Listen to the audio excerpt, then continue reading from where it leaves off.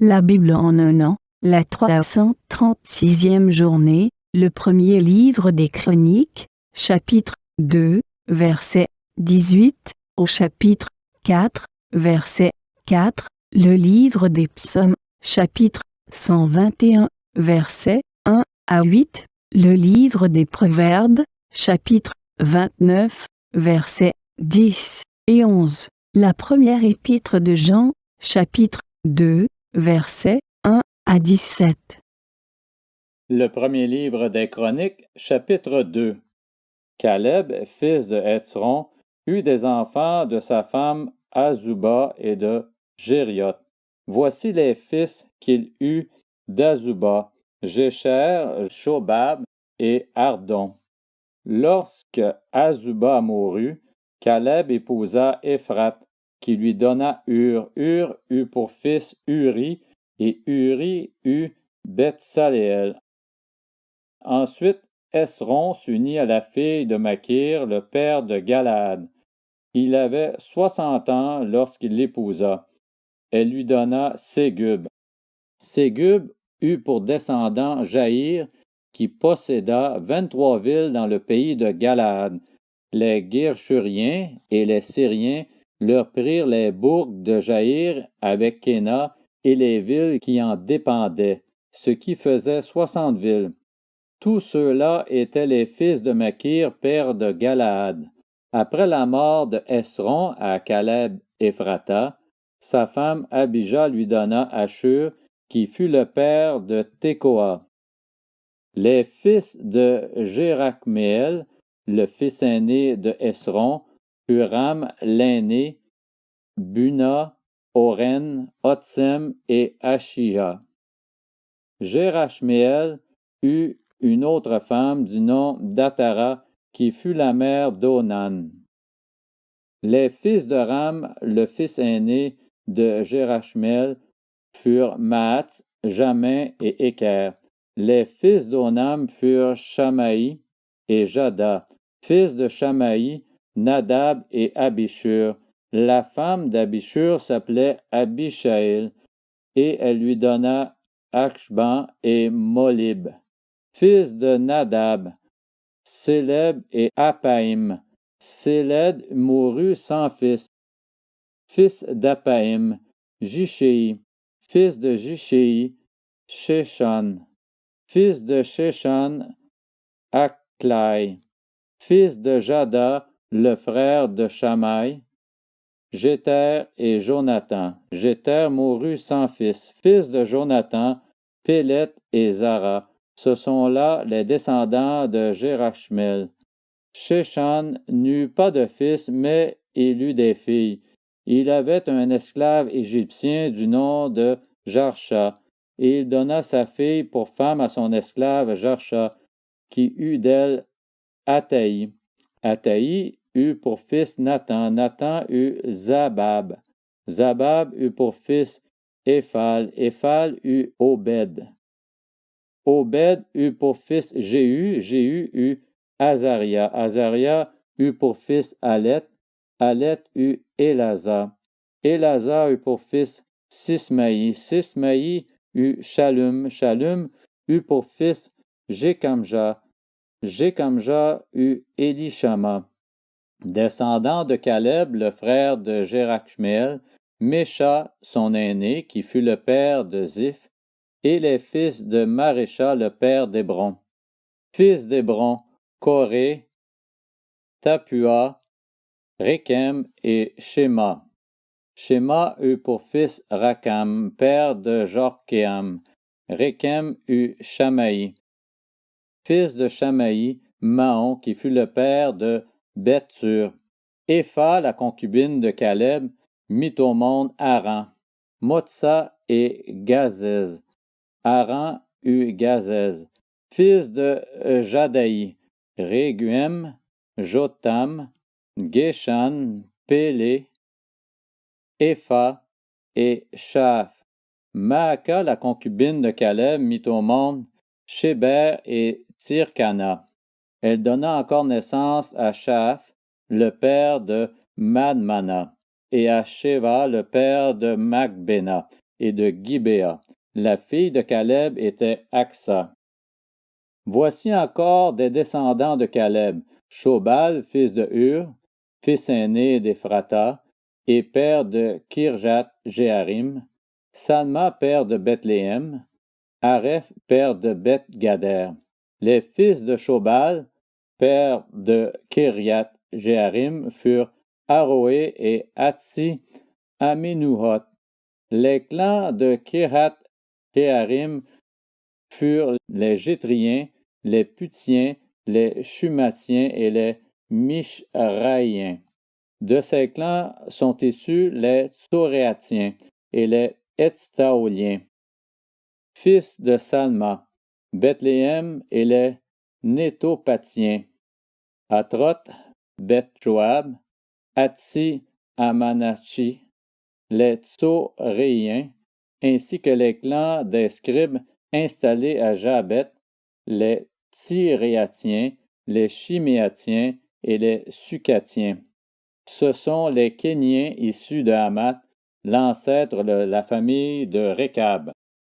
Le premier livre des Chroniques, chapitre 3. Voici les fils de David qu'il eut à Hébron. L'aîné Amnon, qu'il eut d'Achinoam de Jizréel. Le deuxième Daniel, d'Abigaïl de Carmel. Le troisième Absalom, fils de Maaka, elle-même fille de Talmaï, le roi de Géshur. Le quatrième Adonijah, fils de Haggith. Le cinquième Shéphasia d'Abital. Le sixième Jitréam de sa femme Égla. Il eut ses 6 fils à Hébron. Il y régna 7 ans et 6 mois, et il régna 33 ans à Jérusalem. Voici les fils qu'il eut à Jérusalem: Shiméa, Shobab, Nathan et Salomon, tous les 4 de Bathsheba, fille d'Amiel, ainsi que Jibar, Élishama, Éliphélé, Noga, Népheg, Japhia, Élishama, Éliada et Éliphélet, ce qui fait 9. Ce sont là tous les fils de David, en plus des fils de ses concubines. Tamar était leur sœur. Fils de Salomon, Roboam. Son fils était Abijah, lui-même père d'Asa, père de Josaphat, père de Joram, père d'Akazia, père de Joas, père d'Amathia, père d'Azaria, père de Jotam, père d'Akaz, père d'Ézéchias, père de Manassé, père d'Amon, père de Josias. Fils de Josias, l'aîné Jokana, le deuxième Jojakim, le troisième Sédécias, le quatrième Shallum. Fils de Jojakim, Jéconias et Sédécias. Fils de Jéconias, le déporté, Shealtiel, Malkiram, Pédaja, Shenatsar, Jécamia, Oshama et Nédabia. Fils de Pédaja, Zorobabel et Shimei. Fils de Zorobabel, Meshulam et Anania. Shélomith était leur sœur. Puis il y eut Ashuba, Oel, Bérekia, Asadia, Jéshub et Sed, ce qui fait 5. Descendants de Anania, Pélatia et Ésaïe, ainsi que les fils de Réphaja, d'Arna, d'Abdias et de Shekania.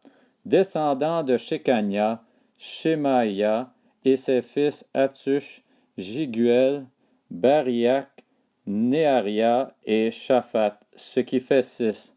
Fils de Néaria, El-Joénaï, Ézéchias et Azrikam, ce qui fait 3. Fils d'El-Joénaï, Odavia, Élishib, Pélaja, Akub, Jokanan, Délaja et Anani, ce qui fait 7. Le premier livre des Chroniques, chapitre 4. Descendants de Juda, Péretz, Esron, Carmi, Hur et Shobal. Réaja, fils de Shobal, eut pour fils Jacat. Jacat eut Ashumaï et Laad. Ce sont les clans des Tsoréaciens. Voici les descendants d'Étam, Jisréel, Jishma et Jibbash. Leur sœur s'appelait Hatzelelponi. Pénuel, le père de Gédor, et Ézer, le père de Husha, étaient les fils de Hur, le fils aîné d'Éphrata, père de Bethléem. Le livre des Psaumes, chapitre 121. Chant des montées. Je lève mes yeux vers les montagnes. D'où me viendra le secours? Le secours me vient de l'Éternel, qui a fait le ciel et la terre. Qu'il ne permette pas à ton pied de trébucher, qu'il ne somnole pas celui qui te garde. Non, il ne somnole pas, il ne dort pas, celui qui garde Israël. L'Éternel est celui qui te garde. L'Éternel est ton ombre protectrice. Il se tient à ta droite. Pendant le jour, le soleil ne te fera pas de mal, ni la lune pendant la nuit. L'Éternel te gardera de tout mal. Il gardera ta vie. L'Éternel gardera ton départ et ton arrivée dès maintenant et pour toujours. Livre des Proverbes, chapitre 29. Les hommes sanguinaires détestent l'homme intègre, tandis que les hommes droits protègent sa vie.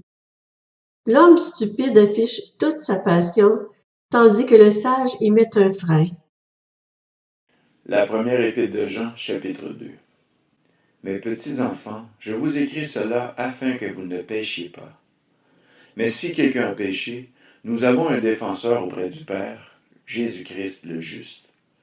Il est lui-même la victime expiatoire pour nos péchés, et non seulement pour les nôtres, mais aussi pour ceux du monde entier. Si nous gardons les commandements de Christ, nous savons par là que nous l'avons connu. Celui qui prétend l'avoir connu, alors qu'il ne garde pas ses commandements, est un menteur, et la vérité n'est pas en lui.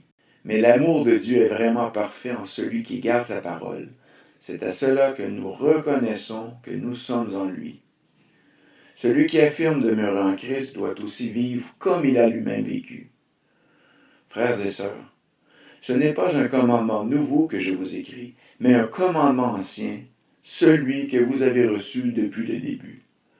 Ce commandement ancien, c'est la parole que vous avez entendue dès le commencement. Toutefois, c'est aussi un commandement nouveau que je vous écris. Sa nouveauté se vérifie en lui et en vous, car les ténèbres se dissipent et la vraie lumière brille déjà. Celui qui prétend être dans la lumière tout en détestant son frère est encore dans les ténèbres. Celui qui aime son frère reste dans la lumière, et il n'y a en lui rien qui puisse le faire trébucher. En revanche, celui qui déteste son frère est dans les ténèbres. Il marche dans les ténèbres sans savoir où il va, parce que les ténèbres ont aveuglé ses yeux. Je vous écris, petits enfants, parce que vos péchés vous sont pardonnés à cause de son nom. Je vous écris, Père, parce que vous connaissez celui qui est dès le commencement. Je vous écris, jeunes gens, parce que vous avez vaincu le mauvais. Je vous écris, petits enfants, parce que vous connaissez le Père. Je vous ai écrit, Père, parce que vous connaissez celui qui est dès le commencement. Je vous ai écrit, jeunes gens, parce que vous êtes forts, que la parole de Dieu demeure en vous et que vous avez vaincu le mauvais. N'aimez pas le monde ni ce qui est dans le monde. Si quelqu'un aime le monde, l'amour du Père n'est pas en lui. En effet, tout ce qui est dans le monde, la convoitise qui est dans l'homme, la convoitise des yeux et l'orgueil dû aux richesses, vient non du Père, mais du monde. Or le monde passe, sa convoitise aussi, mais celui qui fait la volonté de Dieu demeure éternellement.